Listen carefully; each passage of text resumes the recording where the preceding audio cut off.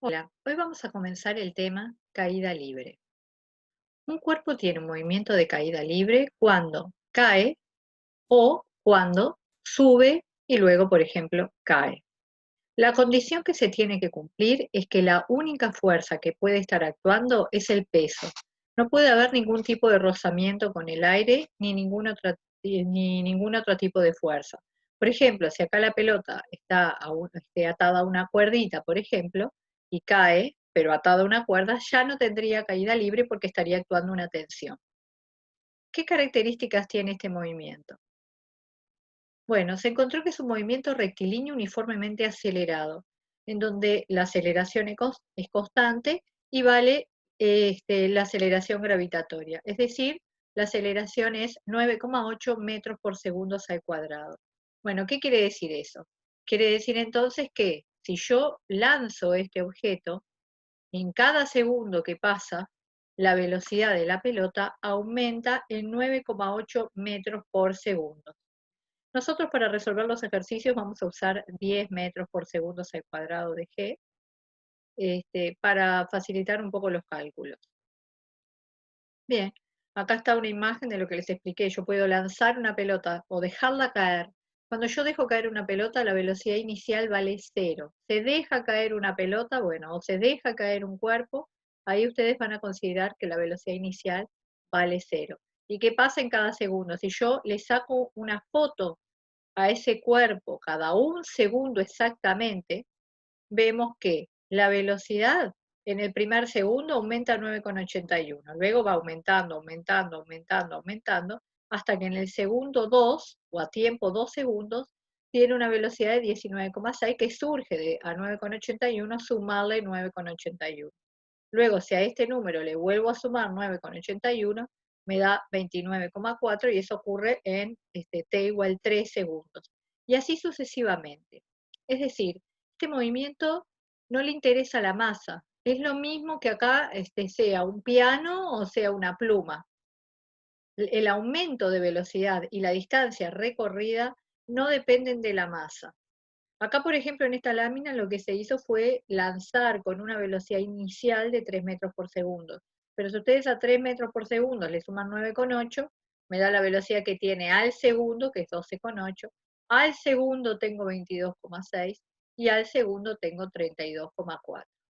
Bien, lo que está marcado acá es la posición que tiene ese cuerpo.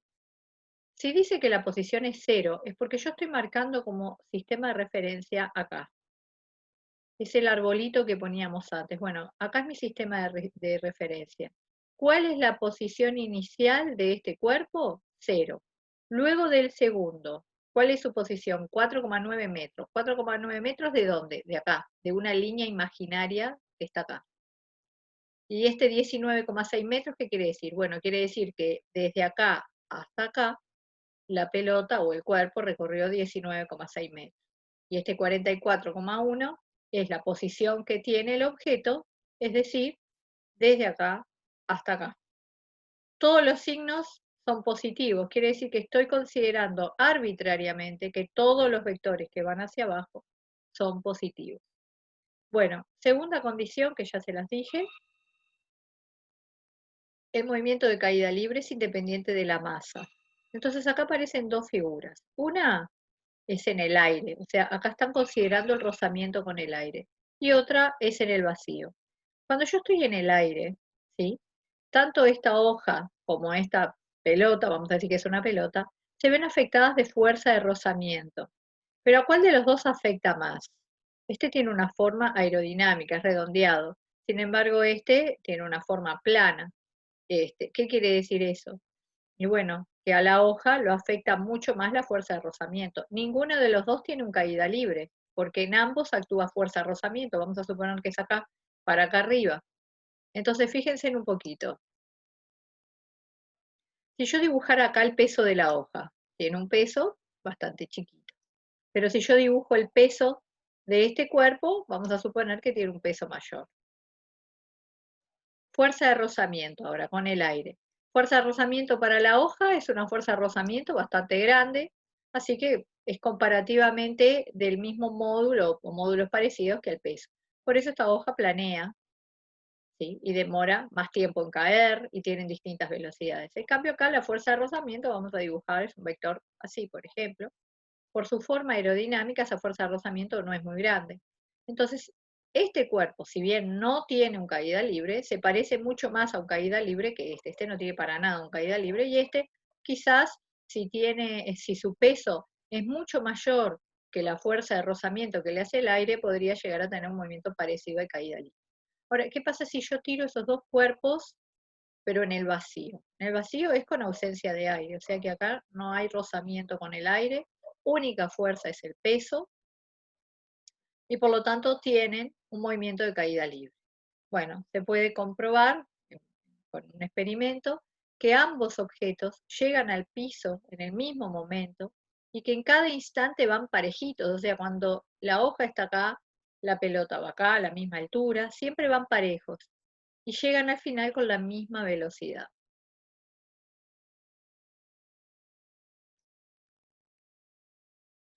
Otra característica muy importante de este movimiento es que es totalmente simétrico. ¿Qué quiere decir eso? Eso quiere decir, por ejemplo, que si yo tiro un objeto hacia arriba con determinada velocidad, el objeto va a subir, alcanza una altura que le voy a llamar la altura máxima y después baja. Si yo empiezo a comparar las velocidades y los tiempos que demoran, lo primero que me voy a dar cuenta es que el tiempo que demora en subir, o sea, el tiempo que demora de ir de A hasta C, es el mismo tiempo que demora de ir de C hasta E. Y si, por ejemplo, yo me fijo cuál es la velocidad cuando está a la subida en un punto B, y me fijo a la bajada, esto recuerden que es en la misma línea, lo separamos simplemente para poderlos ver. Si yo considero la misma altura, la velocidad en el punto B es de igual módulo, pero sentido opuesto a la velocidad que tiene cuando pasa por D. Así, también esta velocidad inicial es igual a la velocidad final. Esta velocidad siempre es un instante antes de tocar el piso. Si, por ejemplo, yo me fijo cuál es el tiempo que demora de ir de acá hasta acá, de A hasta B, es el mismo tiempo que demora de ir de D hasta E. O si, por ejemplo, ya les dije, el tiempo de ir de A hasta C es lo mismo que el tiempo de ir de C a E. Esa es, que es totalmente simétrico. Quiere decir que si hacemos algún ejercicio, podemos estudiarlo tanto a la subida como a la bajada, es lo mismo, por esto que es simétrico. Bien, ¿cómo se dibuja siempre el vector aceleración gravitatoria? ¿Y cómo es comparado con la velocidad? Cuando un cuerpo está subiendo, acá en este caso el cuerpo sube en caída libre y baja también con este tipo de movimiento, ¿verdad? Bien. Los vectores velocidad siempre apuntan hacia donde se está moviendo, es decir, cuando el cuerpo está subiendo, la velocidad va para arriba. Cuando el cuerpo está bajando, ¿sí? Las velocidades se representarían arriba del cuerpo en el instante dado, pero para abajo. ¿Qué pasa con el vector aceleración gravitatoria? Y bueno, el vector aceleración gravitatoria siempre es un vector hacia abajo, ¿sí? Por ejemplo, ahí les estoy aclarando esto porque vamos a tener que tener mucho cuidado con los signos a la subida y a la bajada. Es decir, si yo tengo el cuerpo un instante determinado y ese cuerpo está subiendo, el vector velocidad va para arriba. Está subiendo mi cuerpo, por lo tanto velocidad punta hacia arriba, en un instante cualquiera, por acá. ¿Y cómo es el vector G? El vector G, el vector aceleración, siempre es vertical. Ojo que estos son los dos verticales, me cuesta dibujar con el lápiz. El vector G siempre es un vector hacia abajo, el vector aceleración, ¿verdad? Bien. ¿Por qué el vector aceleración va para abajo? Y bueno, porque el vector aceleración, recuerden que va como la fuerza neta. ¿Cuál es la fuerza neta que actúa sobre ese cuerpo? ¿Cuál es la única fuerza que está actuando? La única fuerza que está actuando sobre ese cuerpo es el peso, ¿verdad? Entonces habíamos dicho que la fuerza neta y la aceleración siempre tienen la misma dirección y sentido. Por lo tanto, que si el peso es vertical hacia abajo, la aceleración de este cuerpo también va hacia abajo y coincide con el valor de la aceleración gravitatoria. Vuelvo a insistir, esto quiere decir que en cada segundo la velocidad aumenta 9,8 metros por segundo. Esto sí estaba subiendo, ¿verdad? Y si el cuerpo baja, ¿qué pasa? Si el cuerpo baja, la velocidad tiene que apuntar hacia abajo, ¿verdad? Velocidad hacia abajo. Y la vector aceleración, ya les dije que va como el peso, el vector g también va hacia abajo. Bien, sigamos bajando entonces.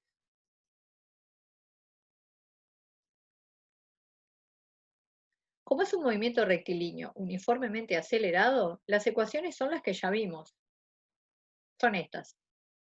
Entonces, si yo, por ejemplo, tengo un objeto que cae en caída libre, vamos a suponerlo que cae, y quiero estudiar cómo es el movimiento entre dos lugares, entre este lugar y este lugar. Bien, ¿qué es la velocidad final? Y la velocidad final es la velocidad que tiene en este lugar, que es la velocidad inicial, es la velocidad que tiene acá. Estamos suponiendo que está cayendo, ¿verdad? Puede estar cayendo de acá arriba y yo considero, quiero saber desde este lugar a este lugar. No me interesa desde el principio hasta el fin, porque yo puedo cortar mi movimiento de caída libre en los lugares que a mí me interesen y llamarle inicial al primer lugar donde pasa primero y final donde pasa después. ¿Qué es el delta H? Y bueno, el delta H es la altura que bajó, es este delta H, este vector.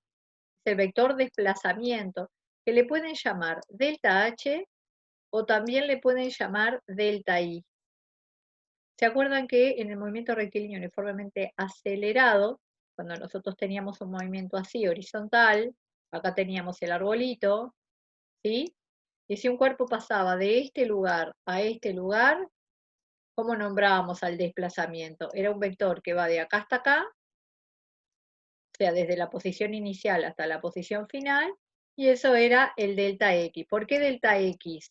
Bueno, la X viene porque se mueve en un eje horizontal, ¿sí? Y acá, bueno, acá es lo mismo, pero se mueve en un eje vertical, desde donde sale hasta donde llega, hasta a donde empiezo a estudiarlo, hasta donde termino de estudiarlo, es el desplazamiento que le llamamos delta H, también le podemos llamar delta I, como a ustedes les guste más. ¿tá? Delta H y delta I es lo mismo. Bien, y vieron que acá aparece una cosa rara, aparece un doble signo. Bueno, ¿cuándo uso el más y cuándo uso el menos? Ahí me voy a tener que fijar un poquito si el cuerpo está o subiendo o bajando.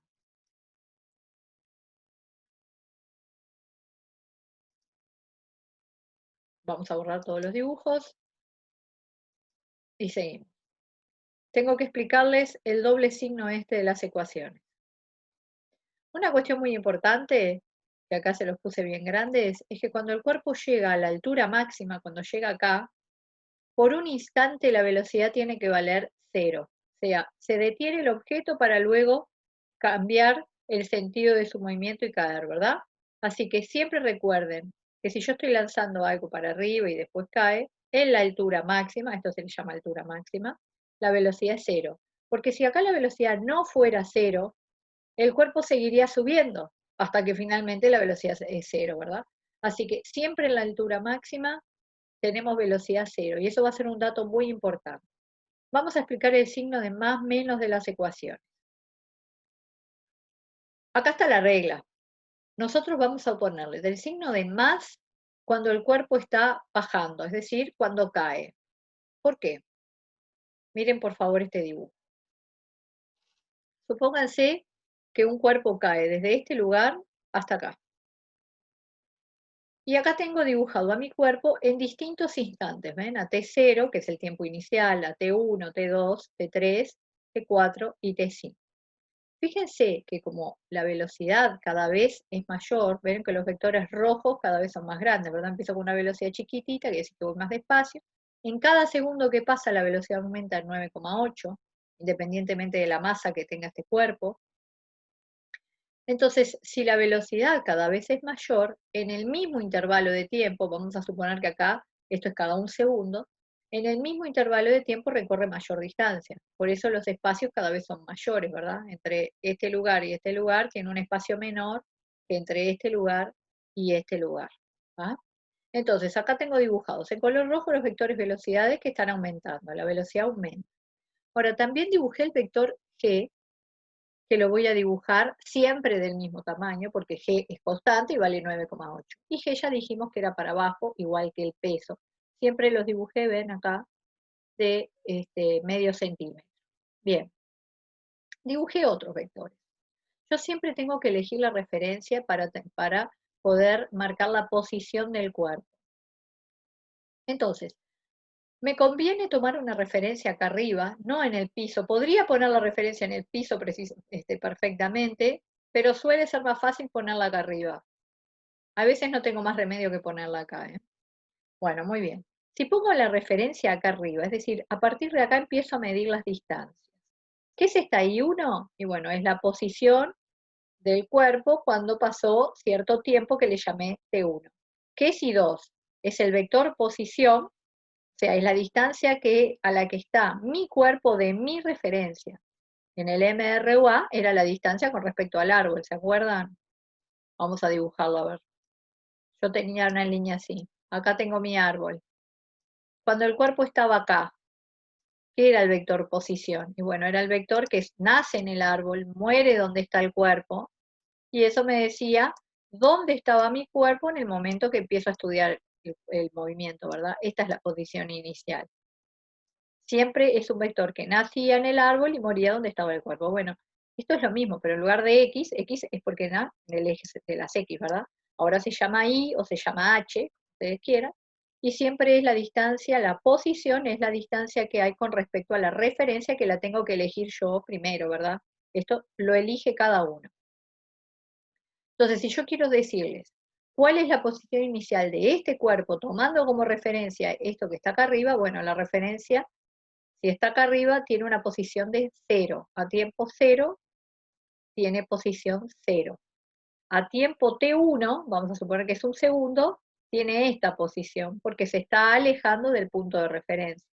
Quiere decir que en este caso, las posiciones son vectores o tienen módulos cada vez de mayores, ¿verdad? Bien. Entonces yo voy a tomar arbitrariamente que todos los vectores que apunten hacia abajo son positivos. Entonces acá les dibujé todos los posibles vectores. Si todas las velocidades apuntan para abajo, en mi convención de signos, todas las velocidades son positivas. G también apunta hacia abajo, por lo tanto es positivo. ¿Qué era delta H? Delta H es el desplazamiento, es decir, si yo, por ejemplo, considero como lugar donde voy a estudiar el cuerpo, desde acá hasta acá, el delta H es la altura que bajó, o sea, es esto, o delta I, desde donde empiezo a estudiar hasta donde termino de estudiar, o sea, el desplazamiento. Bien. Esto es muy importante por dos razones. Primero, para explicarles que cuando un cuerpo baja, en las ecuaciones yo voy a utilizar el signo de más.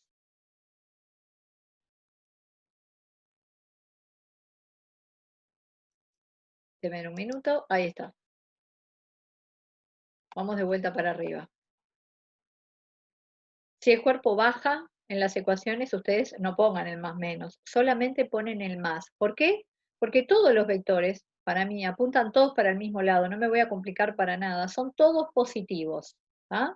Entonces, como todos mis vectores son positivos, en la fórmula uso el signo de más. Ahora, ¿cómo son las gráficas? Por eso acá les expliqué lo de la posición. Bueno, miren por favor. Vamos a la gráfica de posición. Es como la gráfica del MRUA. Son parábolas, ¿verdad? Bien, entonces ahí me tengo que fijar qué le está pasando a la posición a medida que pasa el tiempo. Dijimos que el vector posición, que es el vector Y, que es lo que yo estoy graficando, cada vez es mayor, ¿verdad? Acá es este, acá va este. O sea, a medida que pasa el tiempo, el Y aumenta y cumple con una ecuación de segundo grado, por eso es una parábola. Bien, entonces mi dibujo de la gráfica de posición en función del tiempo va a ser así, ¿verdad? ¿Por qué va a ser así y no va a ser con la otra concavidad? Bueno, ahí tenemos que ver qué le pasa a la velocidad y acordarnos que si yo esta gráfica le trazo las tangentes, obtengo los valores de velocidad instantánea. O sea, les hago la pendiente a las tangentes, voy a obtener los valores de velocidad instantánea. Entonces, fíjense en un poquito.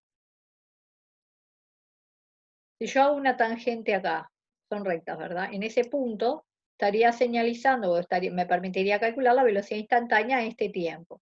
Si yo trazo la tangente acá, me queda una recta más inclinada, es decir, a mayor tiempo más inclinación de esta recta.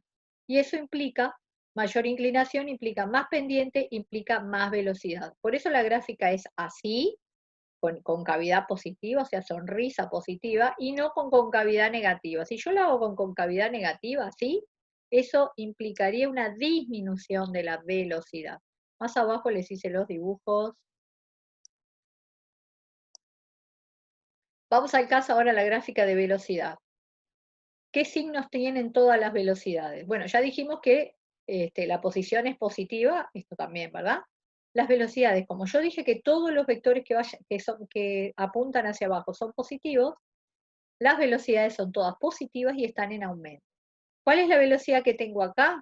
Y bueno, no está dibujado el vector, voy a suponer que tengo velocidad cero. Entonces, parto de velocidad cero.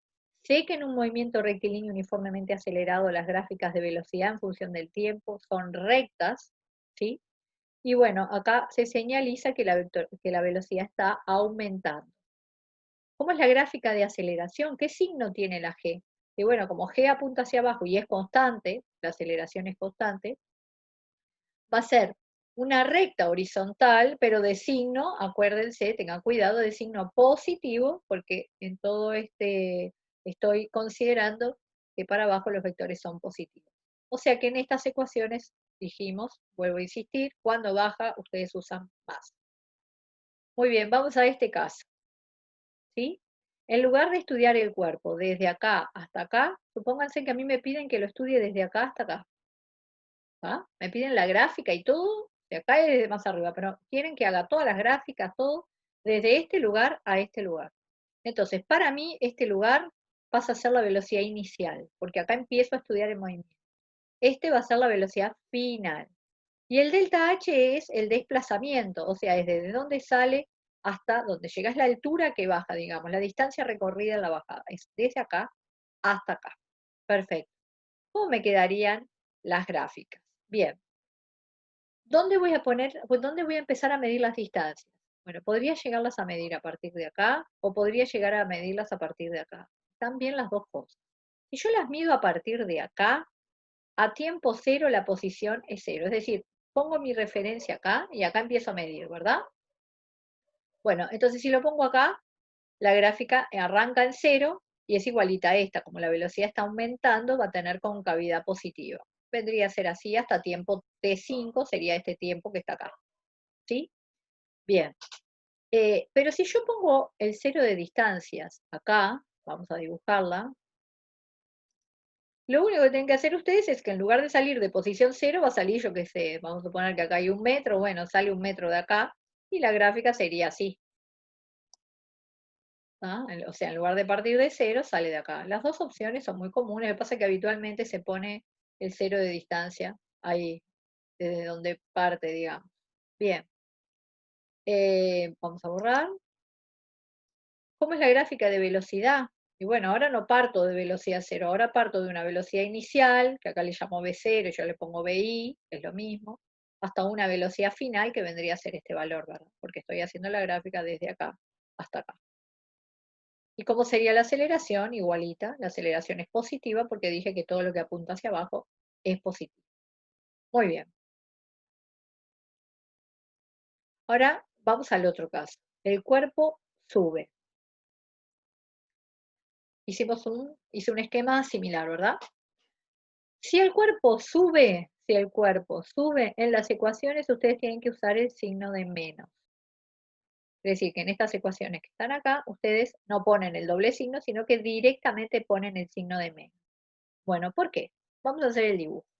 Salgo de acá abajo y subo. Ahora voy a cambiar la convención de signos porque me conviene.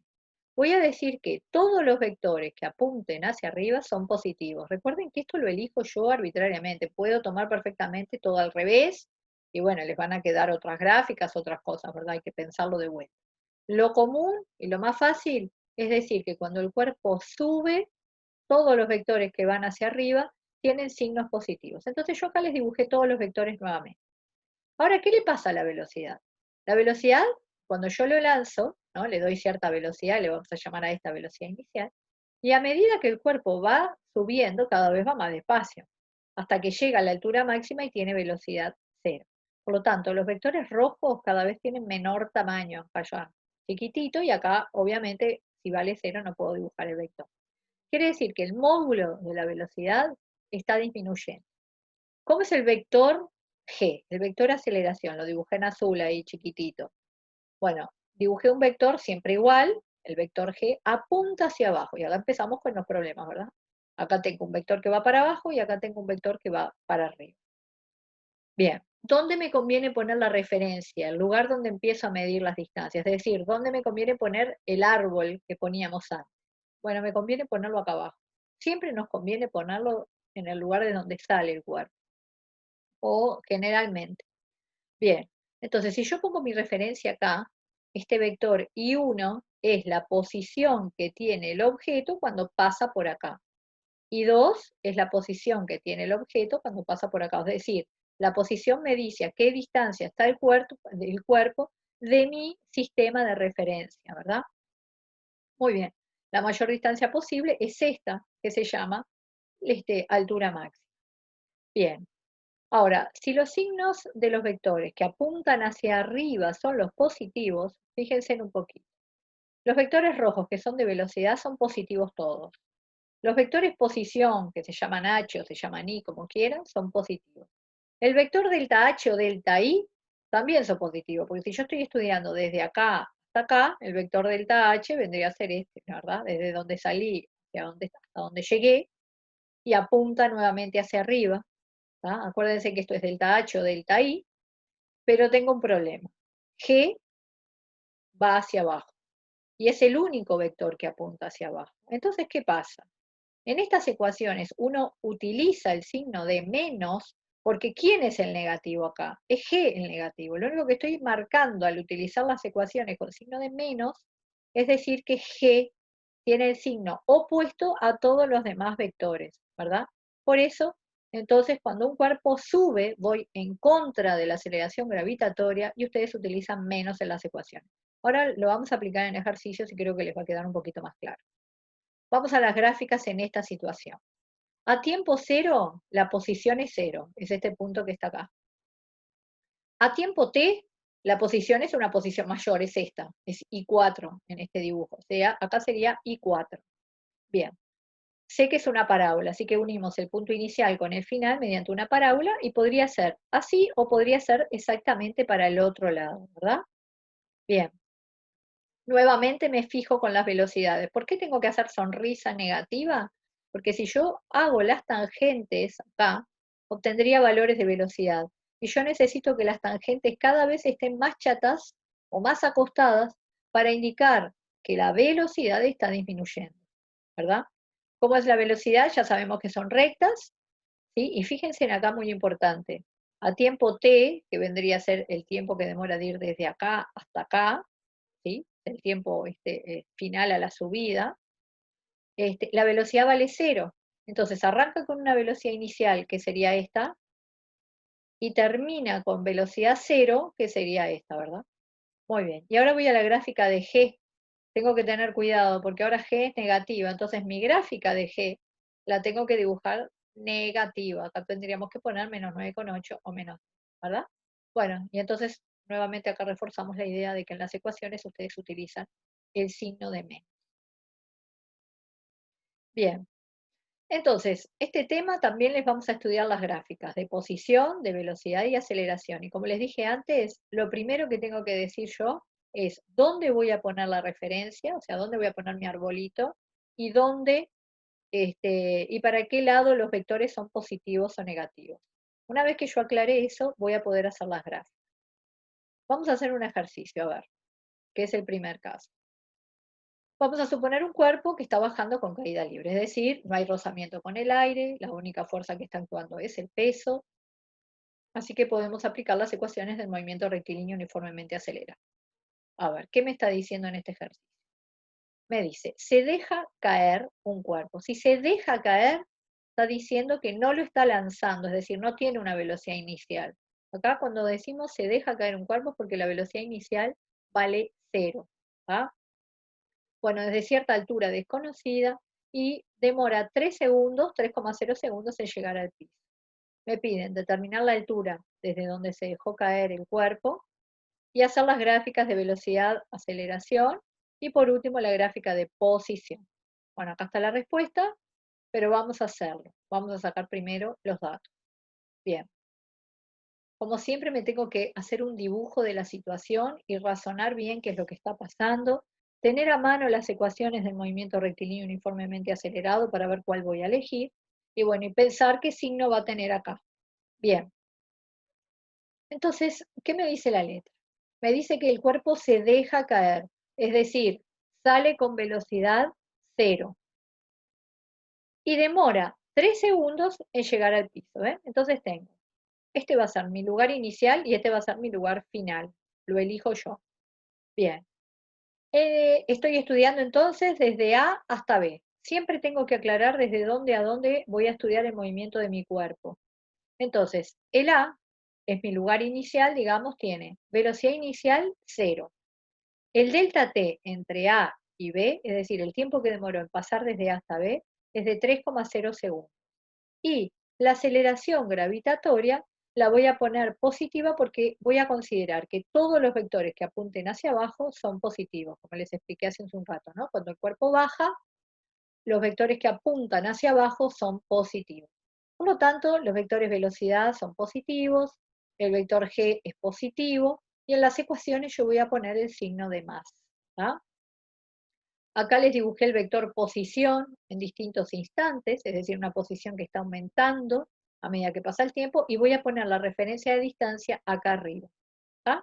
Así que aclaré todo, saqué los datos, puse mi sistema de referencia y aclaré el signo de los vectores. Bien, con estos tres datos y mirando estas tres ecuaciones, ¿cuál puedo usar yo? Entonces empiezo. La primera ecuación la puedo usar, vieron que la diferencia con las ecuaciones del MRUA es que sustituí la aceleración por g, ¿verdad? Porque ahora sé que la aceleración vale g, ¿sí? En una caída libre. Bien. Son las mismas ecuaciones en donde en lugar de poner delta x pusimos delta h o delta y, y en lugar de poner aceleración pusimos g. Bien, vamos de vuelta a ver qué ecuación me sirve.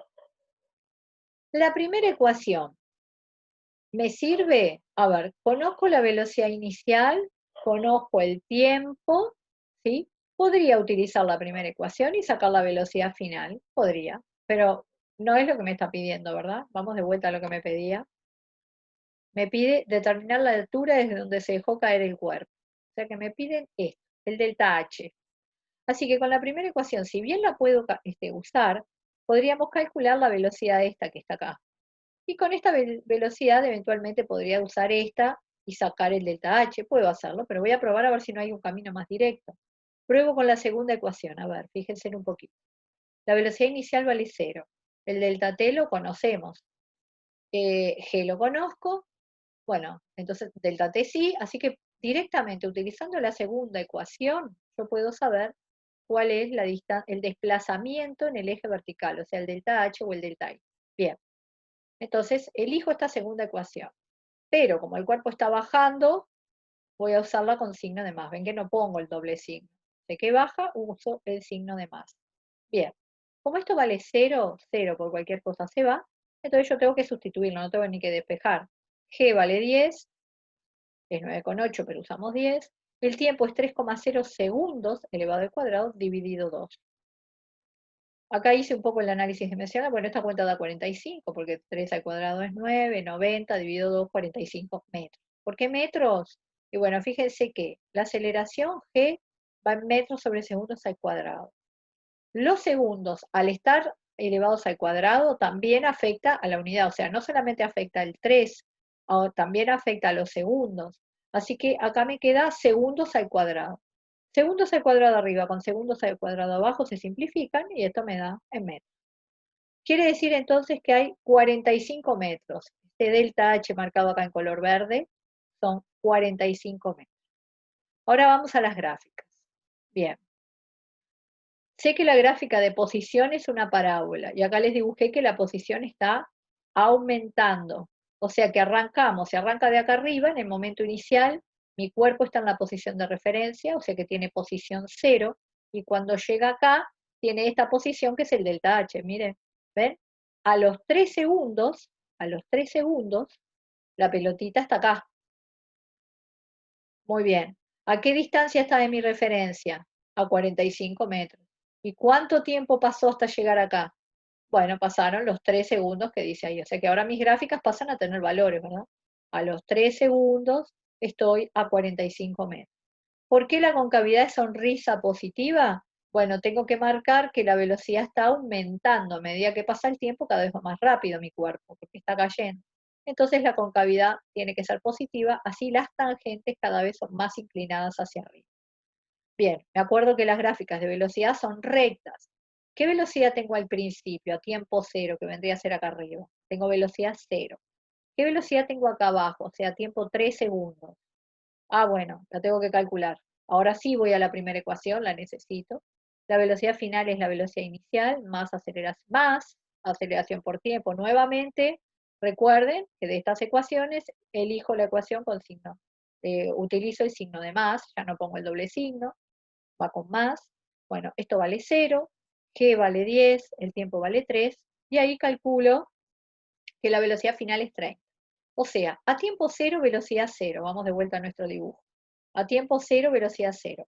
A tiempo 3, que es cuando está acá abajo, acá, ¿verdad? Tengo esa velocidad que calculé recién que me da 30. A tiempo 3, velocidad 30. Marco este puntito, marco este y los uno en línea recta. ¿Tá? Esta gráfica indica que cada vez que pasa más tiempo, el valor de la velocidad cada vez es mayor. Ahora, ¿cómo es la aceleración? Bueno, como yo estoy diciendo que todos los vectores que van para abajo son positivos y g apunta hacia abajo, en este caso la aceleración gravitatoria la pongo como positiva y en un valor de 10 que fue el que usamos en el ejercicio. Bueno, por acá quedamos en el día de hoy. En la próxima les sigo haciendo ejercicios de caída libre. Nos vemos entonces. Chau, chau.